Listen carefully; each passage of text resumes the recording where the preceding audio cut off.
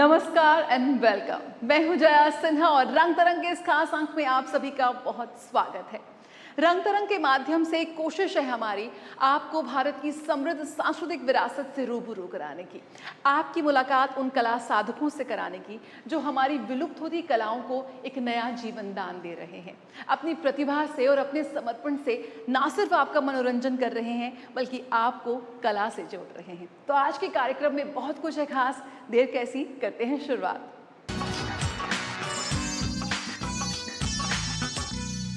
साल 2015 में भारत सरकार ने 7 अगस्त को नेशनल हैंडलूम डे मनाने का फैसला किया। एक दिन समर्पित हमारे देश के उन कारीगरों को, उन बुनकरों को जो भारतीय हथकरघा को आगे बढ़ा रहे हैं। एक कोशिश यहाँ पर सरकार की ओर से कि लोगों को भारतीय हथकरघा के विभिन्न पहलुओं से जागरूक किया जाए, उनको रूबरू कराया जाए। आज भारतीय परिधान पूरे विश्व में अपनी पहचान बना रहे हैं और देश के कोने कोने में बैठे इन कारीगरों को, इन बुनकरों को उनकी मेहनत का वो सम्मान मिल रहा है जिसके वो हकदार हैं। उन्हें राष्ट्रीय नहीं अंतर्राष्ट्रीय बाजार मिल रहा है। तो इस साल क्या खास आयोजन रहे, आइए देखते हैं। उपराष्ट्रपति जगदीप धनखड़ और केंद्रीय कपड़ा मंत्री गिरिराज सिंह साथ ही केंद्रीय राज्य मंत्री के हाथों कार्यक्रम के शुभारंभ के दीप प्रज्वलित किए गए। ये दीप समर्पित हैं उन बुनकरों को जिन्होंने हजारों सालों से अपने हाथों से कपड़े बनाकर समाज को सभ्यता प्रदान की है। शहरों से लेकर गांव तक रोजगार का एक बड़ा साधन हथकरघा है। जो चलता है तो परिवार के दिए जल उठते हैं और सड़कों पर रंग बिरंगे लिबास नजर आने लगते हैं। विज्ञान भवन में 10वें राष्ट्रीय हथकरघा दिवस समारोह में ये सब कुछ देखने को मिला। आज पूरी दुनिया सस्टेनेबल चीजों पे जा रहा है। आज यूरोप में जो गारमेंट जा रहे हैं उसे क्यूआर कोड लगा के देखते हैं। महोदय, ये हैंडलूम 0 कार्बन फुटप्रिंट है। ये पीठलूम से लेकर के जो भी हमारे इसमें कहीं एनर्जी का एक नया पैसा नहीं लगता। ये पूरे दुनिया में हम इसे निश प्रोडक्ट के रूप में 0 वाटर फुटप्रिंट, ये आज की दुनिया में जब से ग्लोबल जो हमारे दुनिया के अंदर पर्यावरण की समस्या आई है उस समय से ऐसे चीजों पर हम जोर देते रहे हैं। राष्ट्रीय हथकरघा दिवस पर उपराष्ट्रपति जगदीप धनखड़ ने कहा कि अब वो समय आ गया है जब हम हथकरघा को एक ब्रांड बनाएं। आइए संकल्प लें, आदत डालें। हथकरघा की साड़ी, कुर्ते, शॉल और चूंकि ग्रामीण अंचल से आता हूं, घाघरा, चोली, लुंगी, ये फैशन बने, ब्रांड बने और खपत में गुणात्मक सुधार आए। इसको स्वदेशी आंदोलन की तरह आगे बढ़ाए। देश के अलग अलग कोनों से बुनकरों को उनकी मेहनत का फल अवार्ड के रूप में मिला, जिसे पाकर बुनकर बेहद भावुक और खुश नजर आए। I am the Ikat weaver from Telangana. I made for National Award saree. I made a 100 motif saree with using 10 natural colors. I am using. I am very happy to what I get achieved this one. It is a most happiest thing for me and thanks for government. सबका ध्यान अपनी ओर खींचने वाले ये लोग आज खादी में हैं। ये कपड़े खादी के हैं। बुनकरों का हुनर यहाँ दिखाई दे रहा है। ये कपड़े आधुनिक फैशन में गढ़े हैं और पूरी तरह से आधुनिक दौर के हैं।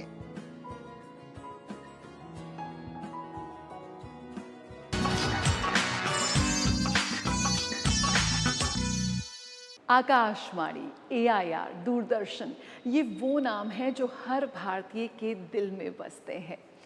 कई महत्वपूर्ण पहलुओं के साथ साथ जो भारत की शास्त्रीय विधाएं हैं, जो कलाएं हैं, उनके प्रचार प्रसार में इनकी अहम भूमिका रही है और ये सिलसिला बदस्तूर जारी है। इसी कड़ी में आइए आपको ले चलते हैं आकाशवाणी, जहां पर संगीत समारोह का आयोजन हुआ जिसमें देश के शीर्ष कलाकारों ने अपनी प्रस्तुति दी और ख़ास बात ये थी कि इसका प्रसारण आकाशवाणी के साथ साथ दूरदर्शन पे भी हुआ ताकि ज़्यादा से ज़्यादा लोग इसका लुत्फ़ उठा सकें।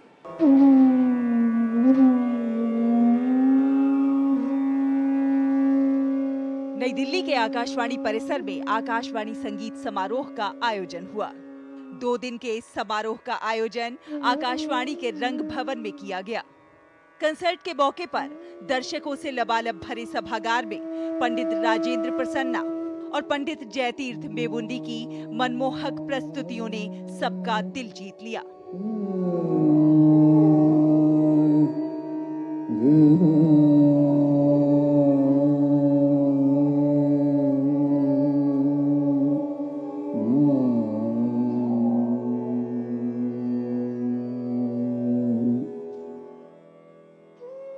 बनारस घराने से ताल्लुक रखने वाले पंडित राजेंद्र प्रसन्ना की बांसुरी की स्वर लहरियों से सभागार गूंज उठा।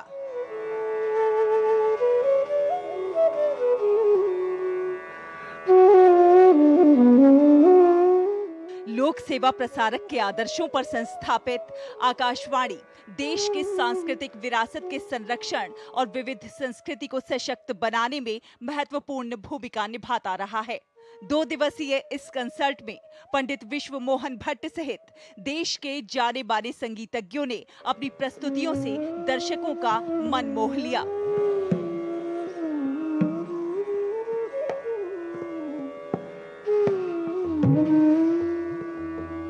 हमारी जीवन की जो संगीत की शुरुआती मतलब मेरा खेल कूद से लेके संगीत की जितनी भी साधना आकाशवाणी से ही है। मैं 73 में युवानी से शुरू हुआ हूँ और बच्चों के प्रोग्राम से अभी आज ईश्वर की कृपा है कि मैं आज 25 साल से टॉप ग्रेड भी हूँ ऑल इंडिया रेडियो की तरफ से। एक्चुअली क्या है, आकाशवाणी की वजह से हम लोग का रियाज होता है। नए नए राग आइटम जो समय के सब जैसे सुबह का राग बजाना है तो आकाशवाणी हमें कहती है ये राग बजाइए, तो उसका रियाज तो ये हमारे लिए आकाशवाणी के लिए मतलब कि बहुत जितना भी हम उनके लिए करें बहुत कम है और बहुत आशीर्वाद है दूरदर्शन आकाशवाणी का। कार्यक्रम में केवल उत्तर भारतीय शास्त्रीय संगीत नहीं, हमारा जो दक्षिण भारतीय शास्त्रीय संगीत है, कर्नाटक संगीत जिसे कहते हैं, उसकी भी बराबर की भागीदारी रही। और इस कार्यक्रम में उस्ताद अलाउद्दीन खां साहब, उस्ताद हाफिज़ अली खां साहब, उस्ताद अलाउद्दीन खां साहब, उस्ताद अली अकबर खां साहब, विदुषी शरण रानी, पंडित जसराज जी, पंडित भीम सिंह जोशी जी, पंडित राजन साजन मिश्रा, मैंने ऐसे कोई भी कलाकार नहीं हैं जो इस संगीत सम्मेलन में जिन्होंने भाग नहीं लिया और आकाशवाणी के आमंत्रण पर जरूर पधारे। पंडित जयतीर्थ मेवुंडी किराना घराने के प्रमुख गायकों में से एक हैं। हुबली में जन्मे, उनकी प्रारंभिक शिक्षा घर पर ही हुई, जहां उन्होंने अनौपचारिक रूप से भजन और अन्य भक्ति संगीत गाए। उस दौरान वे रेडियो पर गाने सुनते थे, रागों की पहचान करते थे और सामान्य रूप से संगीत की सराहना करते थे।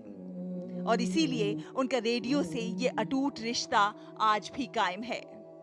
कंसर्ट में जब पंडित जयतीर्थ मेवुंडी ने मल्हार गाई तो दर्शक झूम उठे।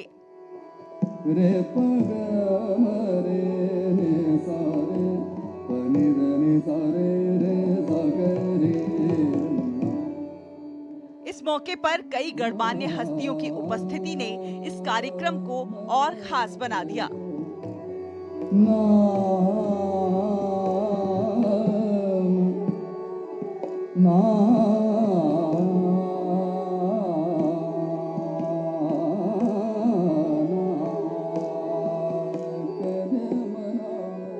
मैं हूँ कर्नाटक से, धारवाड़ से, तो धारवाड़ आकाशवाणी में भी है। तो हम बचपन में आकाशवाणी से ही बड़े हुए, सुन सुन के, चाहे वो क्लासिकल हो, कौन सा भी गीत हो, कृषि के भी कौन सा भी जो प्रोग्राम है, तो आकाशवाणी का बहुत बहुत बड़ा योगदान रहा है। आकाशवाणी और उसके बाद दूरदर्शन भी, तो ये दोनों जो पुराने माध्यम हैं तो लोग बहुत जुड़े हैं, अभी भी जुड़े हैं। ऐसा नहीं है कि अभी भी जितने भी मुझे पता है गांव-गांव में अभी भी आकाशवाणी भी चलते हैं। सुनने वाले, चाहने वाले लोग अभी भी है, आगे भी रहेंगे। लोक सेवा प्रसारक के आदर्शों को निभाता आकाशवाणी देश के सांस्कृतिक विरासत के संरक्षण में महत्वपूर्ण भूमिका निभा रहा है। ये विविध संस्कृतियों को सशक्त बनाने में भी मददगार साबित हो रहा है। ये कंसर्ट सही मायनों में दर्शकों के दिलों को छू गया। रंग तरंग के लिए दिल्ली से शहला निगार की रिपोर्ट, डीडी न्यूज।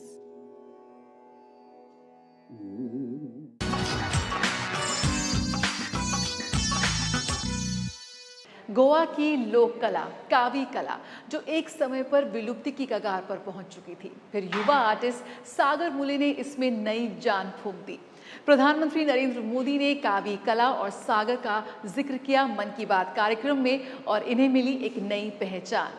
हाल ही में राजधानी दिल्ली में इनक्रेडिबल इंडिया प्रदर्शनी में हमारी मुलाकात हुई कावी आर्टिस्ट सागर मुले से। साथ ही इस प्रदर्शनी में हमने जाना कि किस तरह से नेशनल मैरीटाइम हेरिटेज म्यूजियम जो इस वक्त गुजरात में बन रहा है, उसको लेकर क्या कुछ प्रगति है।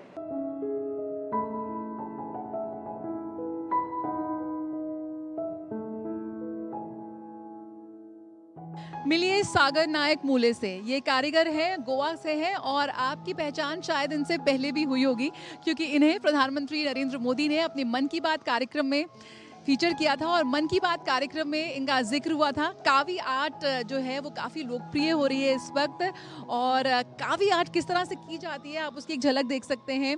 थोड़ा सा बताइए कावी आर्ट कैसे करते हैं। Welcome to DD news again. इसके पहले भी आप डीडी न्यूज़ पर आ चुके हैं। मन की बात में आपका जिक्र किया था प्रधानमंत्री नरेंद्र मोदी ने, तब से लोग काफ़ी पहचानने लगे हैं आपको। हाँ मैडम, एक्चुअली मैं प्राइम मिनिस्टर और भारत सरकार शुक्रिया अदा करूँगा, कारण उनकी वजह से कावी आर्ट को आज राष्ट्रीय प्लेटफॉर्म मिला है। यूनेस्को की तरफ से अभी ग्लोबल प्लेटफॉर्म मिल रहा है और ये बहुत ही फ्रेश एंट्री है गोवा की मिट्टी के लिए और गोवा का कावी आर्ट। तो मैं एंजॉय कर रहा हूँ इस पूरे माहौल को। किस तरह से बनाते हैं इसके साथ आप थोड़ा सा समझाइए। एक्चुअली ये पहले सिर्फ दीवारों में रहता था और इसको पहले वॉल पुट्टी सी शेल्स में मिलाकर करते थे, लेकिन आज के ज़माने में जब ये फेड होने लगा तो मैं आज के ज़माने का टेक्नोलॉजी यूज़ करके काम कर रहा हूँ।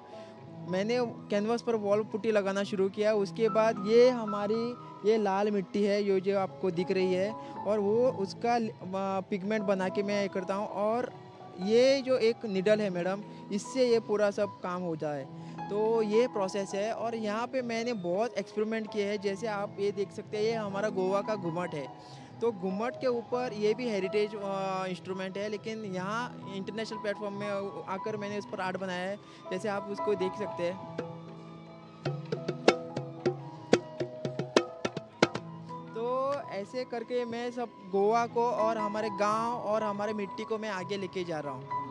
बहुत ही सुंदर कोशिश है ये और एक कोशिश यहाँ पर रहती है। प्रधानमंत्री नरेंद्र मोदी ने भी मन की बात कार्यक्रम में देश के कोने कोने में छिपे हमारे जो कारीगर हैं, जो हमारी कलाएं हैं, जो कहीं ना कहीं विलुप्ति की कगार पर हैं, उन्हें एक राष्ट्रीय नहीं अंतर्राष्ट्रीय मंच दिया है और उसी की वजह से आज हम देख सकते हैं कि कावी आर्ट ना सिर्फ इस इनक्रेडिबल इंडिया प्रदर्शनी का हिस्सा बनी हुई है, बल्कि दुनिया भर से करीब 150 देशों से ज़्यादा जो लोग यहाँ पर पहुँचे हुए हैं उनको भी एक झलक मिल रही है इस कावी आर्ट की। ये कॉफ़ी टेबल बुक है जो यहाँ पर मन की बात, बिल्कुल मन की बात का जब 100वां एडिशन हुआ था तो उसमें सागर नायक मूले को फीचर किया गया था। वो एक बहुत अच्छा एक्सपीरियंस था मन की बात में। हाँ। मैडम, उस टाइम मेरे चित्र उपराष्ट्रपति को लेकर सब डिग्निटरीज को दिए गए थे। तो ये गोवा के लिए बहुत बड़ी बात है मैडम और कावी कला के लिए। और अभी मतलब पीएमओ की तरफ से मुझे रिपब्लिक डे के लिए स्पेशल गेस्ट के रूप में बुलाया था, शपथ विधि में बुलाया था। तो एक कॉमन मैन तक प्राइम मिनिस्टर और भारत सरकार कैसे पहुंचते, ये बहुत ही एक जीता जाता उदाहरण है मैडम। तो मैं सबको विश करता हूँ और सबको बधाई देता हूँ कि ऐसे ही काम करते रहो और भारत का नाम ऊंचा करें।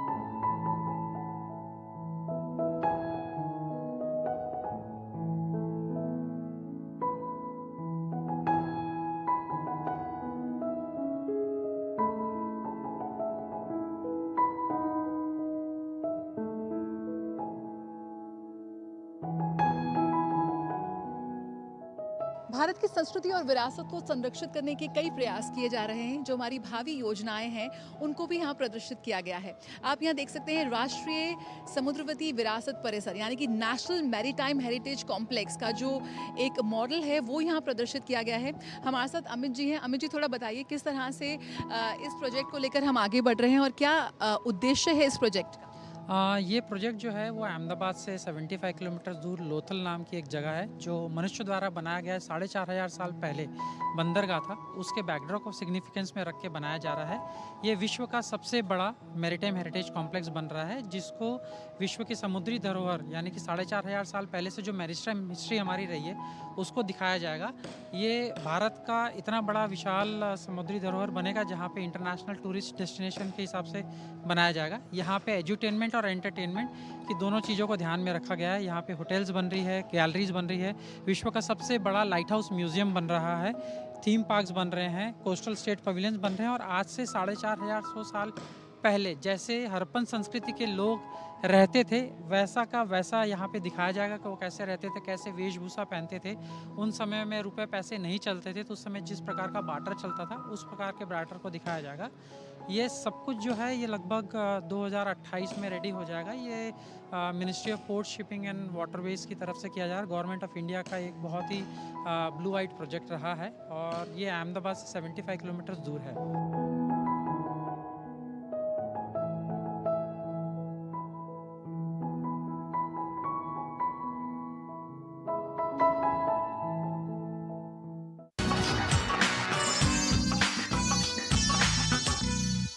हेरिटेज वॉक्स, क्या आपने कभी सुना है इनके बारे में? आजकल ये बड़े फैशन में है।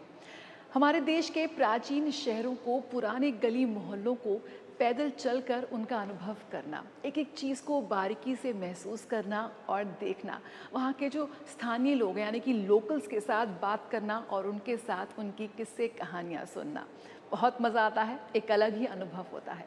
तो इस अनुभव को, इस मज़े को अब आप एक किताब के ज़रिए भी समझ सकते हैं, exhibiting India the art of heritage walk, और इसे लिखा है प्रसिद्ध नृत्यांगना, लेखक, शिक्षाविद और संस्कृतिकर्मी नवीना जाफा ने।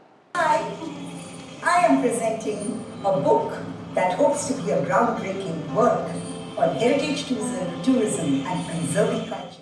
हमारे देश की प्राचीन शहरों, ऐतिहासिक मोहल्लों और पुरातात्विक स्थलों से होकर गुजरने वाली पदयात्राएं भारत के विरासत, वास्तुकला और परंपराओं की गहरी समझ प्रदान करती हैं। भारत के सांस्कृतिक विरासत का संग्रह अब आप पढ़ सकते हैं किताब exhibiting India art of heritage walk में, जिसे लिखा है प्रख्यात नृत्यांगना, संस्कृतिकर्मी और शिक्षाविद नवीना जाफा ने। बीते हफ्ते इस किताब का विमोचन हुआ नई दिल्ली के इंडिया इंटरनेशनल सेंटर में, जिसमें कला और सांस्कृतिक जगत के कई नामी चेहरे शामिल हुए।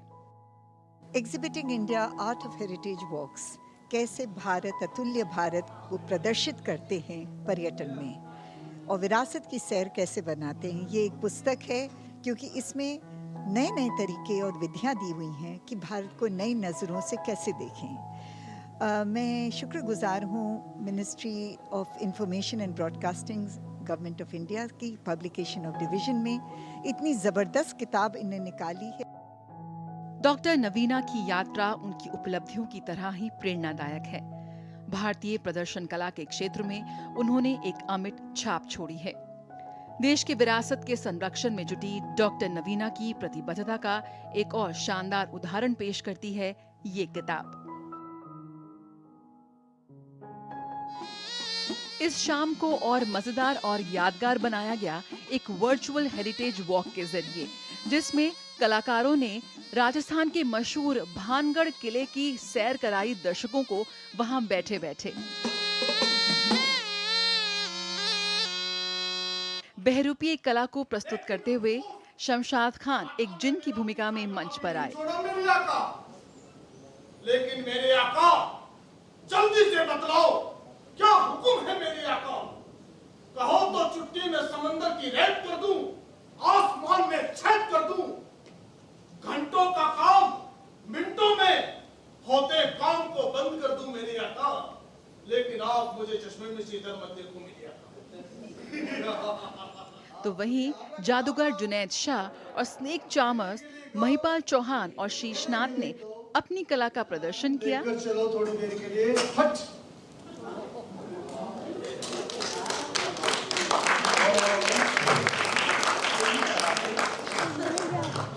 इनका नाम जो है ये भी भानगढ़ होके आए हैं। इनका नाम है शक्ति कपूर। इन तीनों कलाकारों ने अपने कला के जरिए वहां मौजूद दर्शकों को भानगढ़ किले की सैर कराई। की आवाज सुनाई देती है और वहां रात के समय किसी को भी जाने की इजाजत नहीं है मेरे आका। रंग तरंग, डीडी न्यूज। भूतों से बहुत डर लगता है मेरे आका। अब शाम का वक्त हो गया है और मुझे भी अब जाने की इजाजत है और आपसे तो मुझे बहुत ही ज्यादा लग रहा है मेरे आका।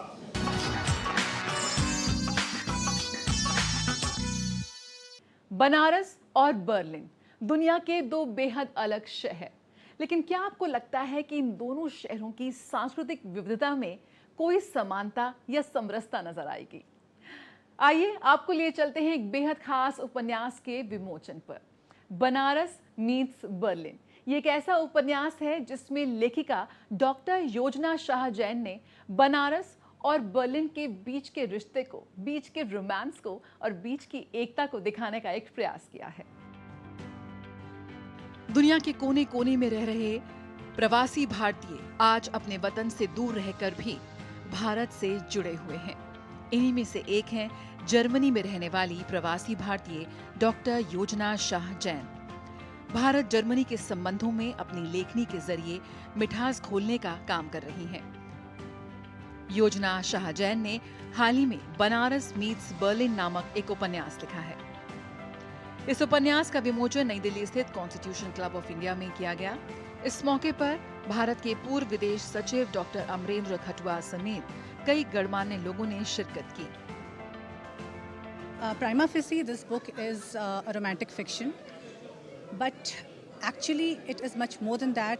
It celebrates the connections between two cities, two cultures. It talks about India and Germany, in particular Banaras and Berlin. It is set against the backdrop of socio-cultural, political situations in India and Germany at the moment.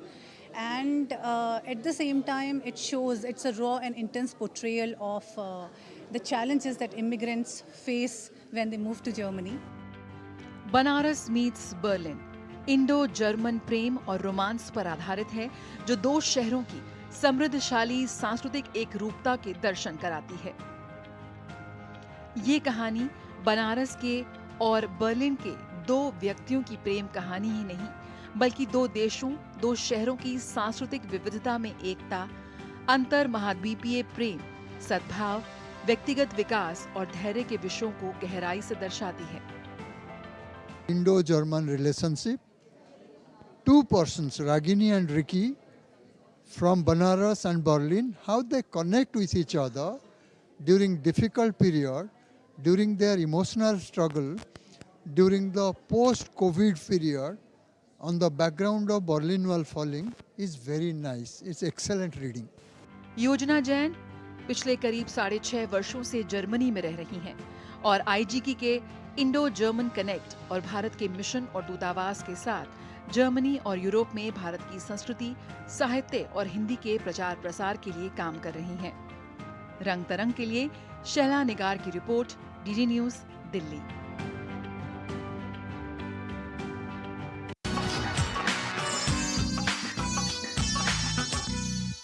यहाँ पर जिक्र करना चाहेंगे एक ऐसे कलाकार का जिसने भारतीय शास्त्रीय नृत्य को विश्व के कोने कोने तक पहुँचाया।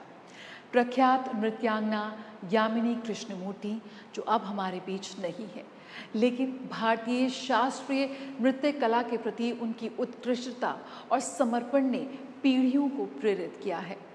राष्ट्रपति द्रौपदी मुर्मू, प्रधानमंत्री नरेंद्र मोदी समेत कई गणमान्य लोगों ने उनके जाने पर गहरा शोक व्यक्त किया है।